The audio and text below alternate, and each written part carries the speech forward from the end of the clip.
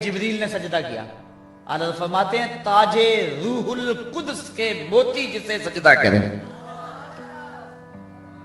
تاج روح القدس کے موتی جسے سجدہ کریں. یعنی جبریل نے سجدہ نہیں کیا بلکہ جبریل نے جو تاج پہنا ہوا تھا اس پہ جو موتیوں کی لڑیاں تھی وہ سجدہ کر رہی ہیں. تو جب موتی سجدہ کر رہے ہیں تو تاج بھی تو کر ہی رہا ہے, جب تاج کر رہے ہیں تو سر بھی تو کر ہی رہا ہے.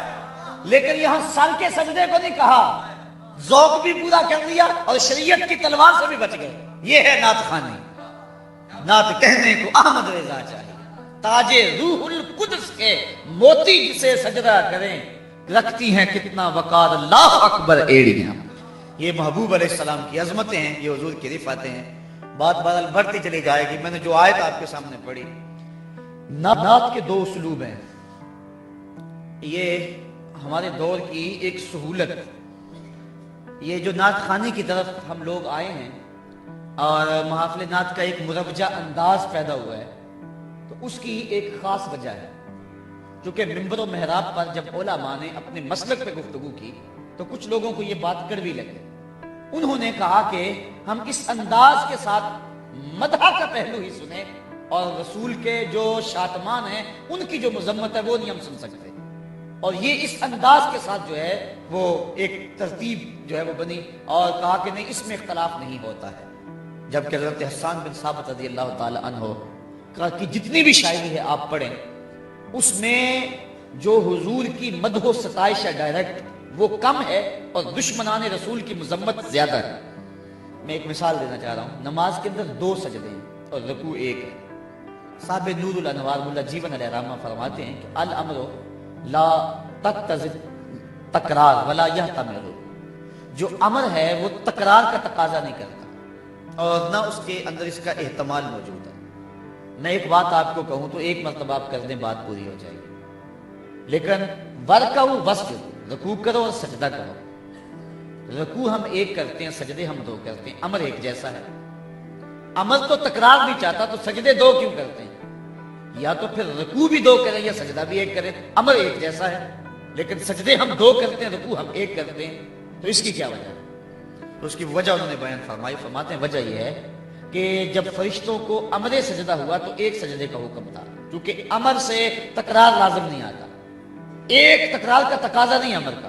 لیکن فرشتوں نے جب گردن جھکائی سجدہ کیا اور اس کے بعد جب سر اٹھایا تو دیکھا 1 اکڑا ہوا ہے.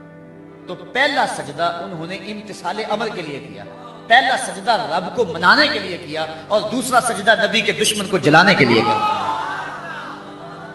تو پہلا سجدہ بھی عبادت قرار پایا, دوسرا سجدہ بھی عبادت قرار پایا. اللہ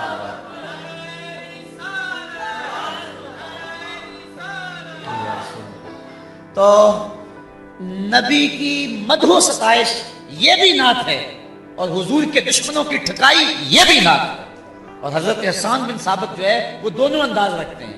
والضحیٰ واللیل اذا سجا یہ بھی نعت ہے اور تبت یدا ابی لہب وتب یہ بھی نعت ہے. اب حالات کے تقاضے کیا ہیں اس کے مطابق ہم نے رخ متعین کرنا ہوگا. اب کبھی ایسا ہوتا ہے کہ پہلے رب کو منا لو پھر دشمن کو جلا لو, جس طرح کہ وہ سجدے میں ہوا. کیونکہ تقاضا یہ ہے پہلے دشمن نہیں تھا, پہلے رب کو منانے کے لیے سجدہ ہوا, امتثال امر کے لیے ہوا. جب سر اٹھایا تو دشمن کھڑا تھا تو پہلا سجدہ رب کو منانے کے لیے, دوسرا دشمن کو جلانے کے لیے. لیکن اگر دشمن مقابلے میں ہو تو پہلے دشمن کو جلا لیں. یہ بھی ایک اسلوب ہے. آپ کہیں گے وہ کہاں؟ آؤ جب ہم حج پہ جاتے ہیں تو ایک انداز ہے طواف کا جس کو رمل کہتے ہیں. کندھے اچکا اچکا کے چلنا, اللہ کا گھر سامنے رکڑ کے چلنا. جب تاریخ ڈھونڈی تو بات سمجھ آئی کہ جب حضور آئے نا دوبارہ مکے میں تو قریش نے کہا لو یہ تو کمزور ہو گئے, ان کی تو جو ہے وہ ان کو راس نہیں آئی وہاں کی آب و ہوا. تو میرے آقا کریم نے فرمایا کہ پہلے چکر رمل کے لگاؤ نا, پہلے دشمنوں کو جلا لیں پھر رب کو منا لیں گے. تو پہلے رمل کے چکر جلانے کے لیے پھر رمل کے بعد والے چکر رب کو منانے کے لیے. تو کبھی پہلے رب کو منائیں پھر دشمن کو جلائیں اور کبھی پہلے دشمن کو جلائیں پھر رب کو منائیں.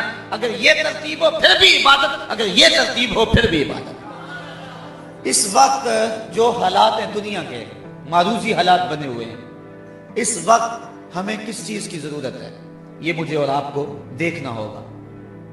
हमारे अंदर भी शातमान रसूल मौजूद है और दुनिया के ऊपर हुजूर की तौहीन और हुजूर की गुस्ताखी करने वाले बड़ी तेजी के साथ पनप रहे हैं और 6 सदियों से ये जो तहरीक जारी है अब पूरे उरूज पे है और ये कोशिश की जा रही है कि किसी तरह जो है वो मुसलमानों के दिल से अजमत रसूल के चिराग को बुझाया जाए। लेकिन ये बात ज़हन में रखें, पहली बात यह है कि हुजूर के सर पे वारफाना लका जिक्र का जो ताज खुदा ने रखा है कोई उसे छीन नहीं सकता। चांद की तरह मुंह करके थूकने से उसकी नूरी किरणों को मैला नहीं किया जा सकता। ये थूकने वाले का अपना मुंह गंदा होगा। और दूसरी बात, अगर ये मजहब के लोग अपने मजहब की किताबें ही पढ़ लेते तो कभी ये जसारत न करते। इंजील बरनबास के अंदर आज भी लफ्ज मौजूद है। हजरत ईसा अलैहिस्सलाम अपनी कौम को जब कह रहे हैं, लोगों मैं जा रहा हूं, मेरे बाद वही आएगा, चलो नाम भी बता देता हूं, उसका नाम अहमद होगा। एक हवारी उठ के कहता है, हजरत जिसके कसीदे आप पढ़ रहे हैं क्या वो आपसे भी अफजल होगा? हर उम्मती